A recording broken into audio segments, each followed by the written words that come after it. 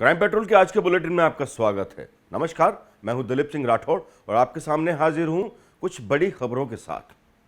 UK triple SC एक ऐसा मामला जिसने प्रदेश के साथ पूरे देश भर में आग लगा के रखी हुई है। इसके साथ ही विधानसभा में भर्ती का मामला। लेकिन इस मामले से इतर जहां लगातार गिरफ्तारियों का दौर जारी है, तो वहीं दूसरी तरफ उत्तराखंड का युवा पूरे आक्रोश में है और आक्रोश इतना बढ़ता चला जा रहा है कि उन युवाओं ने डेरा डाल लिया है देहरादून में। देहरादून उत्तराखंड की राजधानी, लेकिन ये डेरा डाला गया है सचिवालय, विधानसभा और सीएम आवास की तरफ। लगातार बढ़ते यूके ट्रिपल एससी के मामले को लेकर युवा बेहद आक्रोशित होकर साफ सिर्फ एक ही मांग कर रहे हैं कि जल्द ही सीबीआई की जांच की शुरुआत हो, ताकि दूध का दूध और पानी का पानी हो सके। प्रदेश में जिस प्रकार की स्थिति आप लोग देख रहे हैं, हर भर्ती में धांधलियां हो रही है, बेरोजगार युवा परेशान हो चुके हैं। यहाँ आज प्रदेश भर के कोने कोने से युवा पहुंचे हैं और ये युवा आज संदेश देना चाहते हैं इस सरकार को कि जो स्थिति इस प्रदेश में बनी हुई है, लगातार जितने घोटाले हो रहे हैं, भर्तियों में धांधलियां चल रही है, ऐसा इस प्रदेश में अब नहीं चलेगा। आप मेरे पीछे देख सकते हैं, सैकड़ों में महिलाएं हैं, पुरुष हैं, अभिभावक हैं, बच्चे हैं, ये तमाम लोग अब ज़्यादा दिनों तक ये नहीं सहेंगे। मैं आपको बता दूं, अभी मैं गैरसैंण से खुद चमोली के सुधार जो बिल्कुल दुरुस्त इलाका है, वहाँ से यहाँ पर पहुँचा हुआ हूँ और हमारे तमाम जो लोग हैं आज वो अपने घरों में भी है, लेकिन वो सब लोग, सबकी भावनाएं यहाँ से जुड़ी हुई है। तमाम लोग परेशान हैं अपनी नौकरियों को लेकर और इस सरकार की जो मंशा है, ये सीबीआई जांच नहीं करवा रही, इसकी मांग भी आज ये लोग करने वाले हैं।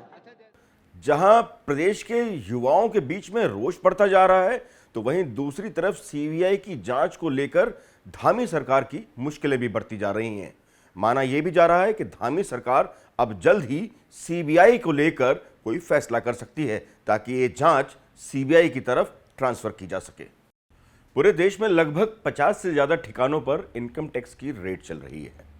ऐसे में राजस्थान से लेकर उत्तराखंड भी अछूता नहीं है। राजस्थान के गृह राज्य मंत्री के उत्तराखंड स्थित आवास पर भी लगातार इनकम टैक्स की रेड जारी है, जो सुबह 5 बजे से अब तक लगातार चल रही है। ऐसे में माना यह जा रहा है कि ये राजनीतिक प्रतिद्वंदिता का मामला भी हो सकता है, ऐसा आरोप है राजनीतिक पार्टियों का। लेकिन दूसरी तरफ इसको काले धन से जोड़कर भी देखा जा रहा है। बहरहाल मामला खुलकर क्या सामने आएगा, ये तो आने वाला वक्त और जांच बताएगी। लेकिन फिलहाल रेड अभी जारी है, जो मुश्किल खड़ी कर रही है कांग्रेस के नेताओं की। उत्तराखंड के हल्द्वानी के एक जेल से 3 कैदियों के भागने की सूचना मिली।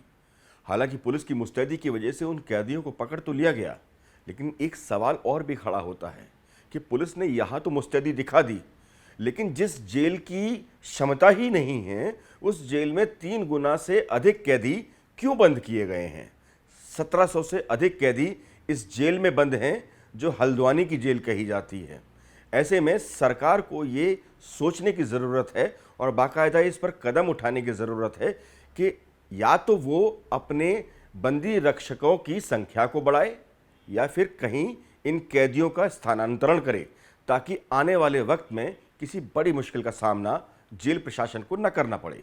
जो पाकशाला में बंदी काम करने आते हैं, वो लकड़ी लेने के लिए इधर गोदाम की तरफ आए थे। वहाँ सिपाही थोड़ा विलम्ब से आया, तो उन्होंने उसका फ़ायदा उठा के उस छत पे चढ़ के मेन वाल की तरफ से एडमिनिस्ट्रेटिव ब्लॉक पे एक आदमी आ गया, जबकि 2 आदमियों को आगे नहीं आने दिया गया। प्रशासन ने अपना मुस्तैदी दिखाई। हवलदार और संतरी ने जो मेन बिल्डिंग से कूदा, उसको दबोच लिया और बाकी दोनों अंदर के अंदर ही रह गए। इस समय बीजेपी की सत्ता है और बीजेपी के ही एक विधायक धरने पर बैठने की बात कह रहे हैं।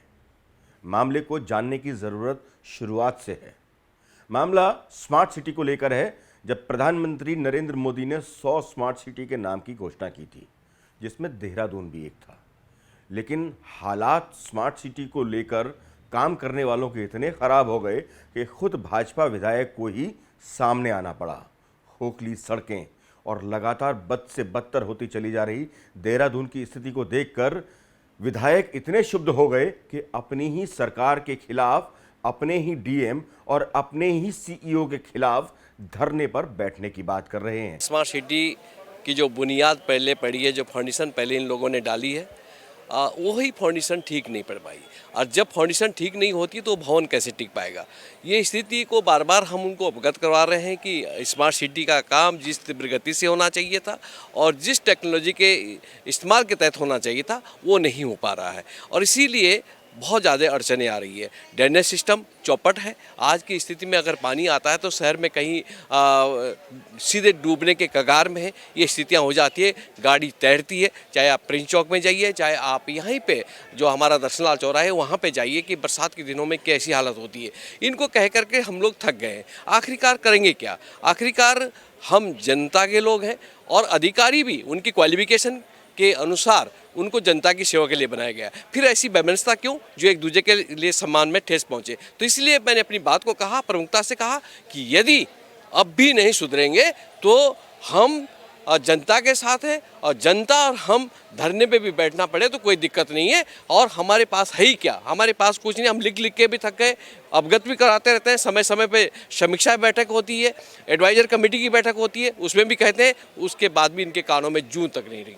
कल समीक्षा ली गई थी, माननीय मेयर साहब थे और माननीय विधायक जी थे, और जैसे कि पूर्व में भी ये आ रहा था कि कुछ काम है जो कि डिलेड चल रहे हैं, कुछ काम है जो ऑलरेडी कंप्लीशन की स्टेज में है। जैसे हमारी लाइब्रेरी हो गई, क्रश बिल्डिंग हो गई, स्मार्ट टॉयलेट सारे बन गए हैं, हमारी जो इलेक्ट्रिक बसें हैं वो चल रही हैं। लेकिन एक दो काम इस तरह के हैं जो अटके हुए हैं, जिससे आम जनमानस को काफ़ी असुविधा हो रही है।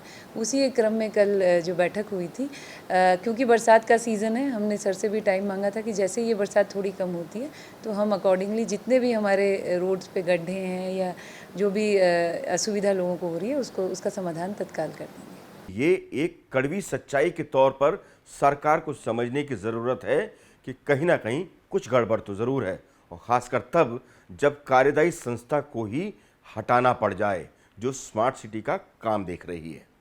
गौरतलब है कि स्मार्ट सिटी के नाम पर लगातार देहरादून अवार्ड जीतता आ रहा है, लेकिन अवार्ड अगर वो जीत रहा है तो आखिर किस कारण जीत रहा है, जब हकीकत कुछ और बयां कर रही है, विधायक कुछ और शिकायत कर रहे हैं, और खुद डीएम और सीईओ स्मार्ट सिटी साफ मान रहे हैं कि काम जल्द ही पूरा कर लिया जाएगा। तो अगर काम पूरा हुआ ही नहीं तो फिर स्मार्ट सिटी को लेकर अवार्ड मिल किस बात के रहे हैं? सोचने की बात है, सोचिएगा जरूर। आज के बुलेटिन में आज के लिए बस इतना ही। आपके सामने फिर हाजिर होंगे कुछ नई ताज़ा तरीन खबरों के साथ। तब तक के लिए जय हिंद।